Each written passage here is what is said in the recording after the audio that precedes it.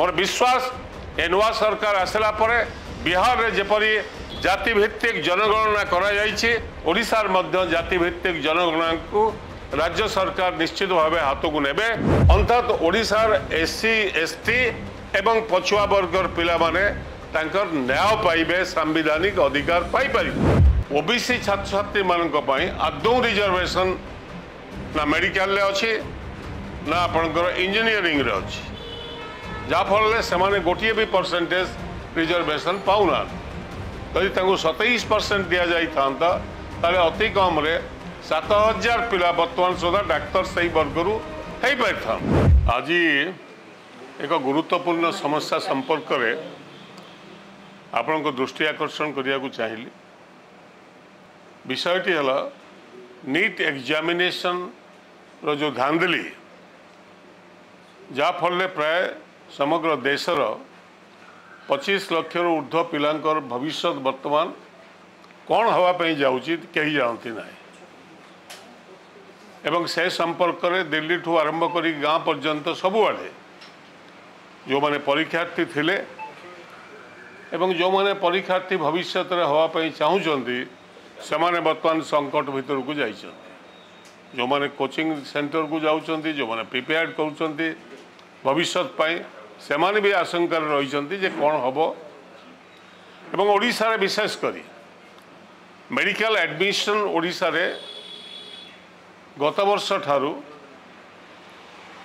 जो घंटा जो पॉलिसी ओडिशा गवर्नमेंट करथिले ताको आधार करी वर्तमान सुधा एडमिशन हबो बोली जहाँ जना पड़ुछि। डीएमईटी को ठारू जति खबर मु नेली से कहले जेपर्यंत नीट रिजल्ट न बाहरी से पर्यंत आम ये मेडिकल एडमिशन नहीं पारू ना। ताको आधार करी से माने मेडिकल एडमिशन पिला नवा कथा। द्वितीय कथा मु क्लारिफाई हवापाई चाहूली जे नुआ राज्य सरकार उच्च शिक्षा नीति रे किसी परिवर्तन सूचना दि जाइछि कि से संपर्क में वर्तमान सुधा नुआ राज्य सरकार एडमिशन संपर्क में कौन से निष्पत्ति नहीं नांती जहाँ थिला सही व्यवस्था रे एडमिशन हो बोली कहउछन। अर्थात 2006 मसीह समग्र देश रे मेडिकल एडमिशन एवं इंजीनियरिंग एडमिशन टेक्निकल एडमिशन रे केंद्र सरकार निष्पत्ति नेले जे पछुआ वर्ग 27% रिजर्वेशन पाइबे सेंट्रल यूनिवर्सिटी सेंट्रल कॉलेज गुड़िक गवर्नमेंट ऑफ इंडिया कंट्रोल जो गुड़िक अच्छी राज्य सरकार माने कॉलेज मानक से हिसाब से रिजर्वेशन रखिले एवं दलित एवं आदिवासी पिला छात्र छात्री मानक संख्यानुपात रिजर्वेशन दिगला। केंद्र सरकार भी दौरान एवं विभिन्न राज्य सरकार दौरान किंतु विडंबना होती गत 17 वर्ष धरी राज्य सरकार आमर एठी एससी एसटी पिला छात्र छात्री मात्र 20% रिजर्वेशन देइछंती। अर्थात सेमानकर संख्या होची 40 भाग, सेमाने 40 भाग सीट पाइबा कथा। मेडिकल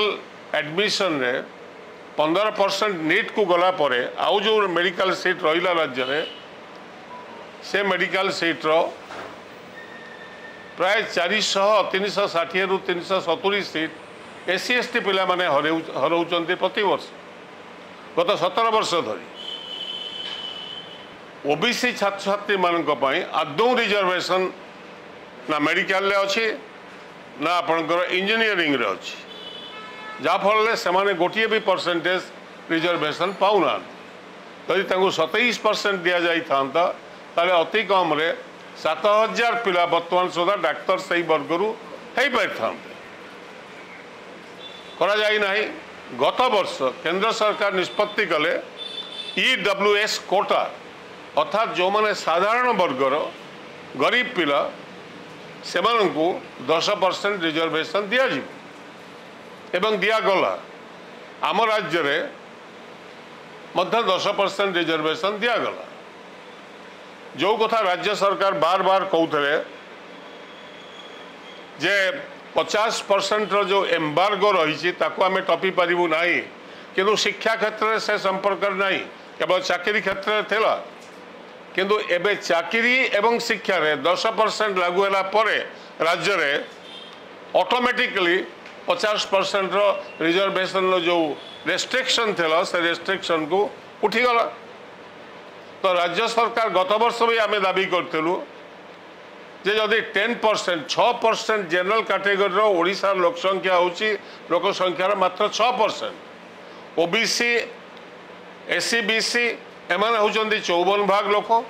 एससी एसटी होचंती 40 भाग अर्थात 94 भाग लोक रहिले सेमानक पई रिजर्वेशन मात्र रहिला। शिक्षा क्षेत्र में मात्र 20% एससी एसटी मानक पई ओबीसी पई नील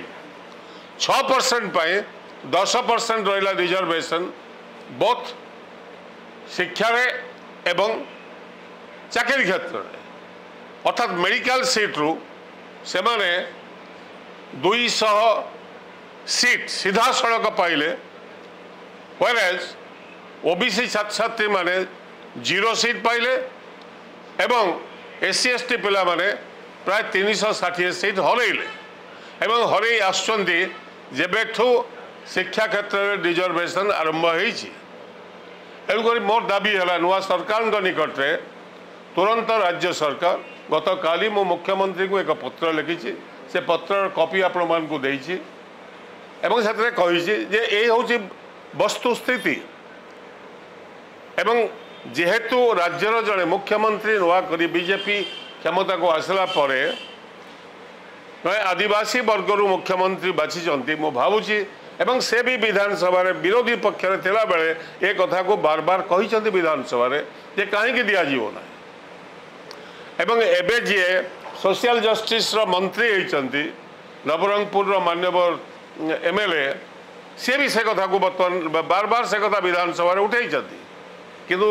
जेहेतु बर्तमान दायित्व कलम लोके तांका हाथ रे देइचंती मु भावुछि तुरंत एडमिशन पूर्व ए संपर्क रे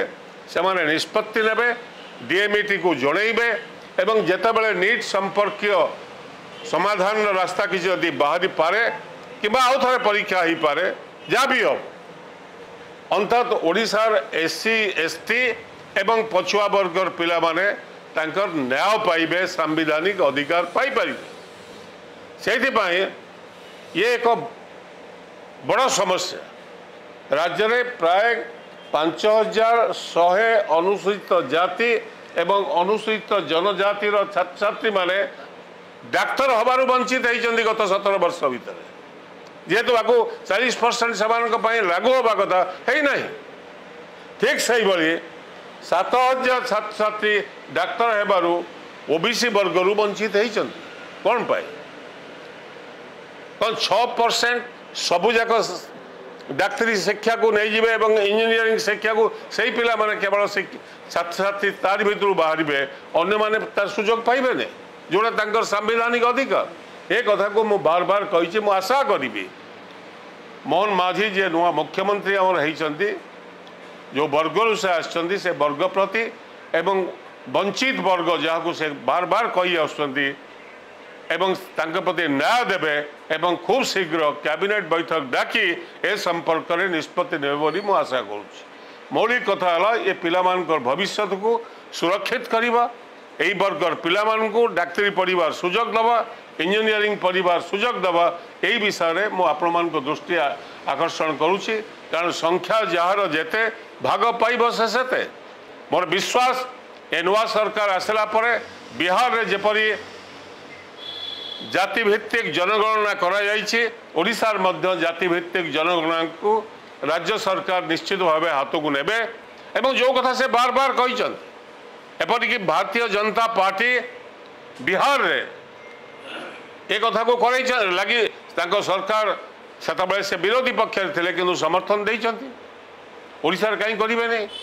मु आशा करी जाति जनगणना करने संगे संगे ए संपर्क में तुरंत कैबिनेट बैठक डाकी ए संपर्क में तुरंत निष्पत्ति नेबे जहाँ आदिवासी